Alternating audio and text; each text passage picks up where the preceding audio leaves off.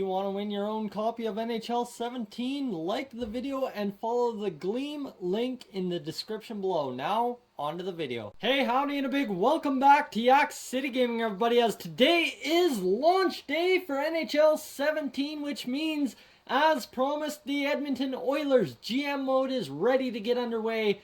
Enter GM name. Well, that is a pretty easy fix for me. I know exactly what it's going to be. It is GM Yak-City, the same GM that almost led the Calgary Flames to the Stanley Cup several times last year. It's the Edmonton Oilers, our challenge this year in the new Rogers Place. So let's get right into it. I've already adjusted the rosters a little bit. Owner mode, yes, we want that on. And fantasy draft off, salary cap, GM firing off, and everything auto finances to manage, don't need that, except relocation will always authorize. That's the thing. Will always authorize your initial attempt. We do not want an initial attempt at relocating in this franchise. This is the Oilers live or die in Edmonton. Things go south, then we'll start thinking 3-4 years down the road of relocation. But at this point, the Oilers are to stay in Edmonton. So let's continue on in the overview. Start career rules and settings. Really, we just need to go in and check everything. Quick settings, that's all gameplay. Advanced settings, let's see, is there anything? Assistant coach edit lines, no.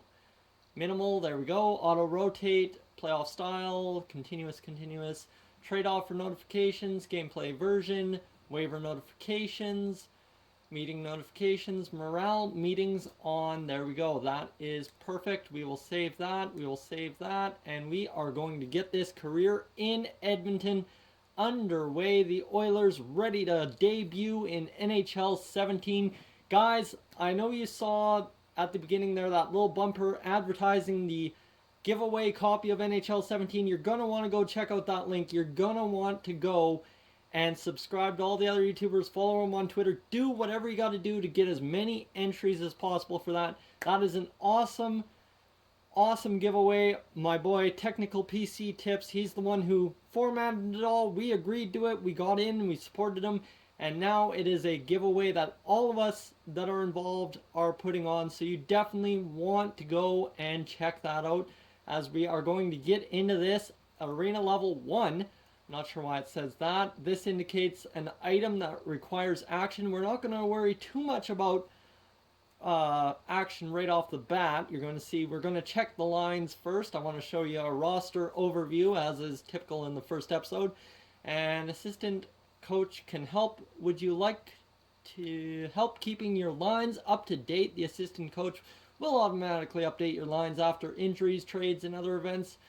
You know what? We will go off because that's always the way I've done it. So we've got Lucic, McDavid, Eberle on the first line. I would like to switch that up with Yak on the first line. Of course, guys, if you're new to the channel, Yak-City stands for Nail Yakupov's 1-goal call there when he scored in overtime, I believe it was, when he was dancing around on his knees on the ice. Yak-City going into pandemonium. You see Benoit Pouliot on the second line behind Milan Lucic on the left wing with Nugent Hopkins, Jordan Eberle. Matt Hendricks on a line with Draisaitl and Pat Maroon, and Pakarainen with Letestu and Cassian. So our bottom six is a lot of hard, heavy hitters who can get the job done, and that's what the Oilers have needed for a really long time. A gritty, dirty bottom six. You have the top skill guys on the team, that is undeniable up there in the top six. The bottom six is crash and bang. On defense, we have Andre Sekera, Adam Larson, Darnell Nurse, Oscar Klefbom, Brandon Davidson, and Mark Fane. I'm going to switch up Klefbom to play with Larson. That is going to be the D pairing. I stand by it this year for the Oilers, the top D pairing. And Sekera and Nurse should be a very good shutdown pair this year as well. So that's the offense and the defense. Goalies is the only other thing that we need to check. I'll get the power play set up later. Cam Talbot, an 85 this year. Awesome. Jonas Gustafsson, our new backup this year. He's solid. He did well in Boston last year. 77 overall, so he'll be able to do what he can do in the backup role. Should I acquire another backup goalie? I should. Should I acquire someone who can grow and possibly overtake Cam Talbot? Don't know. Have to see how Cam Talbot does up to the trade deadline this year. That is going to be the goal there. So that is that. I guess I should take a look at the roster moves, just kind of see who's in the system. That would be awesome. So in the system we have Taylor Beck, Mark Fraser, Jesse Puljujärvi, who will be up on the big club this year at some point. I promise you that. He is down in Bakersfield so far, so he'll be up there soon. He's a medium elite, 18 years old, so he's just got to play some time down in Bakersfield, get ready, get acclimated to the North American game, then he'll be up as soon as possible. Bogdan Yakimov, who I do not know, what is he? He's high AHL top 6 potential, so he could fill in on the fourth line once in a while. Jujhar Khaira, well, he's top 6 as well, he's not really going to do much. Osterley Shlepyshev, oh Shlepyshev, I love Shlepyshev, and AHL top 6, so he's not too much progression there, and a bunch of other guys. That is all our skaters, so we need goalies in the system. We have Laurent Boissoit, who still is now listed as a fringe starter. He really hasn't taken the steps in his development he needs to get to that point where he is an actual legit NHL backup, which at some point this year in real life I think he might be, but this year in our franchise he's going to be down there in the AHL still. Eetu Laurikainen, well, this guy, he is only AHL starter potential. Good looking kid, but you know what, possibly not for us. So that is the roster as it stands. Captains and jerseys, this is the one thing I want to get in there. You see a bunch of A's across the board. Well, sorry, it's got to happen, and that's all there is to it. We got to get rid of Mark Fane in this episode. I know we got to do that. But to select a captain, we are going to do what? I think it is square to select captains, is it not?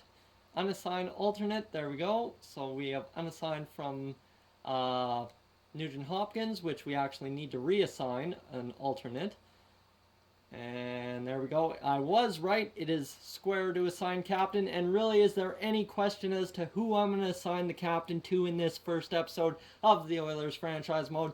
No, there really is not. Go Connor McDavid, the captain in oil country for GM Yak-City. So Andrew Ference has lost morale. Well, I can say sorry to you, Andrew Ference, because we're going to trade you away as soon as possible right here.